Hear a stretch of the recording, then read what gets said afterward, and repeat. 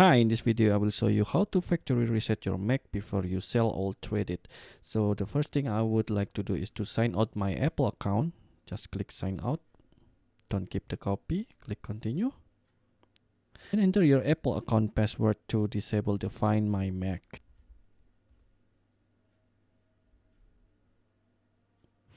And then enter your Mac password.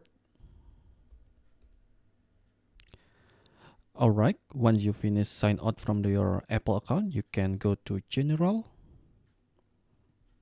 and then scroll to the bottom, click Transfer and or Reset, and then click Erase all content and settings. And then enter your Mac password. And then click Unlock.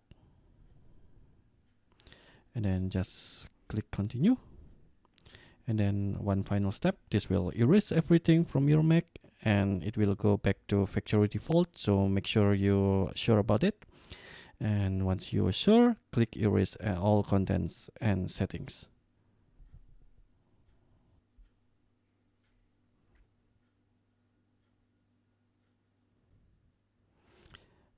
Alright.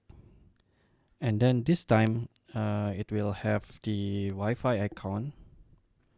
So you can see here, there's the Wi-Fi here. You can just select the Wi-Fi of your home. Just enter the Wi-Fi and enter your password.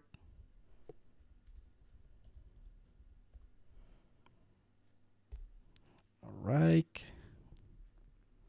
After that, then Apple will try to activate your Mac. Okay, so once it's done, you can just click restart and your Mac is now active.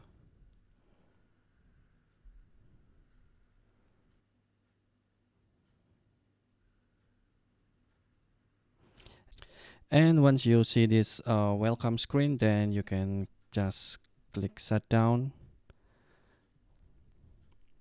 Click shutdown. And when it's done, just close it and send it to trade in or sell it. Alright, I think that's it. Thank you for watching.